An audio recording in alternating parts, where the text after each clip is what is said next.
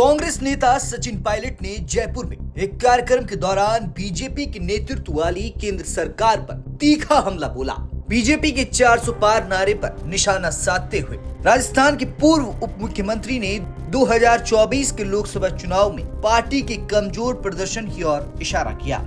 वहीं विपक्षी इंडिया गठबंधन में दरार की खबरों के बीच पायलट ने जोर देकर कहा कि गठबंधन अभी भी पूरी तरह से मजबूत है। सचिन पायलट ने कहा कि जो लोग 300 पार, 400 पार, 500 पार की बात कर रहे थे वो आज 240 पर आ गए हैं। अलग अलग राज्यों में राज्य की इकाई का भी एक इनपुट हम लोगों को मिलता है और जैसा इंडिया गठबंधन के तमाम नेता बोल रहे हैं, हम लोग भी बोल रहे हैं कि इंडिया गठबंधन मजबूत है और पहले से ज्यादा मजबूत रहेगा।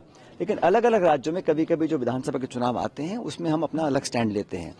उदाहरण के तौर पर झारखंड में हम लोग मिलकर चुनाव लड़े, हमारी पार्टी सरकार का पार्ट है।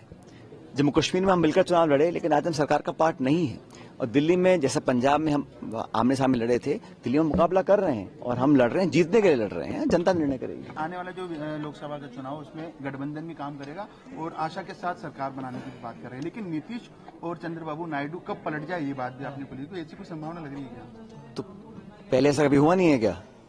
अभी संभावना मैं कहा ना, राजनीति में संभावना का तो खेल है, कब कौन क्या कर दे किसको मालूम है।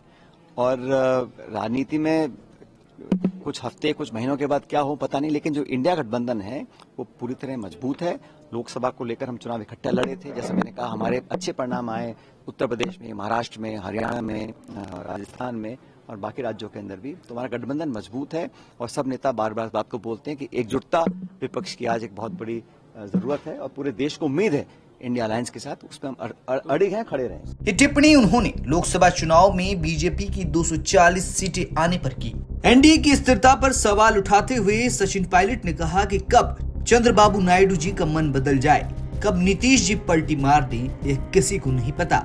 इसलिए सोचना कि सत्ता हमेशा बनी रहेगी लोकतंत्र में सही नहीं है। उन्होंने यह भी कहा कि मैं कोई भविष्यवाणी नहीं कर रहा हूं, मैं केवल इतिहास में जो हुआ है उसी के आधार पर बात कर रहा हूं। बता दें कि बीजेपी ने 2024 के आम चुनाव में अब की बार 400 पार के नारे के साथ प्रचार किया था, जिसमें भारी जीत का विश्वास जताया गया था। हालांकि पार्टी 240 सीटें हासिल कर पाई थी। एनडीए गठबंधन भी 300 सीटों का आंकड़ा पार नहीं कर पाया। सचिन पायलट ने कहा कि राजनीति संभावनाओं का खेल है, राजनीति में कोई क्या करेगा कौन जानता है और कुछ हफ्तों या महीनों में राजनीति में क्या होगा यह भी नहीं पता। लेकिन मैं यह स्पष्ट करना चाहता हूं कि इंडिया गठबंधन पूरी तरह से मजबूत है। सचिन पायलट के इस बयान को गठबंधन की मजबूती दिखाने और बीजेपी के कमजोर प्रदर्शन पर सवाल उठाने के रूप में देखा जा रहा है। उन्होंने यह भी कहा कि सत्ता में बने रहने का घमंड लोकतंत्र के सिद्धांतों के खिलाफ है। ब्यूरो रिपोर्ट, राजस्थान तक।